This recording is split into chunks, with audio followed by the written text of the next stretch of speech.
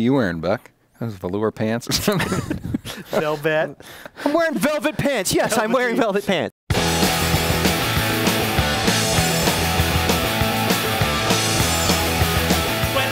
Welcome, ladies and gentlemen, to today's Rowdy.com Big Three, where Asshole 1, Asshole 2, and Asshole 3 talk about NASCAR. And velvet Tom's pants. gonna have to bleep all that out. I'm Bass Masters. This is Buck Fever. This is Buzz Cutler. And today, we're going to have some fun. Because we each picked a quote that we wanted to talk about. Keep You're spinning such around. a spaz. Buck can't sit straight. Buck, why don't we start with you, so if you fall off the stool. So we each picked a quote to play for the other. Yes. All right, so here is Carl Edwards on the people watching our show. If people aren't watching, that's their problem, because we've got some great stuff going on here. I agree. There's a lot of good stuff going on. Quit your belly aching. Is that what Carl is saying? Thank you, Larry McReynolds. I know, but Mr. Positivity. Honestly, though, what is there to complain about after Daytona? Well, you know, we had some bad ratings last year, but this year I was blown away by the fact that this is the most watched race since 2008. Gosh, that's like 3 whole years. Well, 30.1 million viewers, and the 18 to 34% demographic, the 18 to 34 demographic is up 46%. Yeah, there was a lot of anticipation for this race based on the new asphalt, Can I right? just say something? Yes. It's one race. I know, but at least One race. You're supposed to overreact to Daytona. That's the whole point. But it was so amazing and so out of hand, you got to believe that if you watch this race, you're going to go watch the next one. I agree. I think the ratings for Phoenix will definitely be up. You have to. Don't you? I have no idea. It's one race. What's your quote? My quote. Okay, here's my quote. I've never seen that rule exercised before. I was watching it, but from where I was sitting and with, of course, my prejudiced position on it, I didn't see that they did anything wrong. But the question is whether they would have made that call for one of the established guys, or they made an example of a rookie because they could.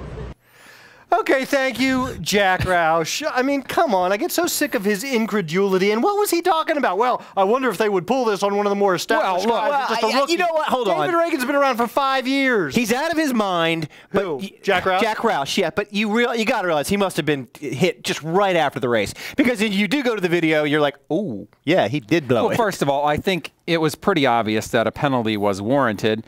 It's not illegitimate, I don't think, to ask if a superstar driver had made this move, would they have made the call? But so what?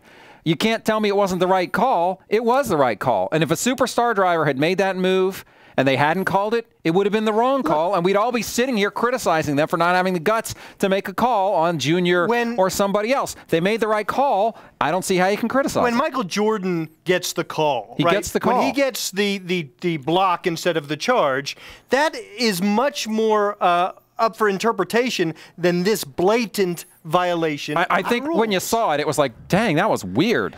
I don't think I've ever seen that before. Yeah, and I, for one, am happy to have Jack Roush back. Bitching and moaning and whining. Welcome back, Jack. This is just more in the Jack Roush pattern of stupid things coming out. You know, when he... Oh, be nice to Jack Roush. I don't understand why you're saying that. When he complains, his cars tend to do better. Okay. Maybe that's his I don't know. strategy. I don't know. All right, here's my quote. Okay. It didn't come from a bunch of bold moves, you know. It didn't come from a bunch of experience making him do this and shuck and jive and all that. He just happened to be in the lead at the end of that race, and coupled with the fact that they had a very fast race car. I mean, that car was fast. There's no doubt about it. It was a fast race car, you know. And he kept his nose clean, and he won the race. All right, that was from our friend Rick Mass, and I think it was very striking to me that in this race, a lot of people said, well, he is so youthful and so inexperienced, but Trevor Bayne had what turned out to be the best strategy because he wasn't really trying too hard to win the race. He was trying to earn respect from other drivers, trying to be steady and consistent. And by doing that, he found himself in a great position to win, then showed the ability and maturity to pull it off. I thought that was really interesting. Here's my question. How much of the way he ran the Daytona 500 was a conscious, strategic decision, and how much of it was, oh, my God, I'm in the Daytona 500?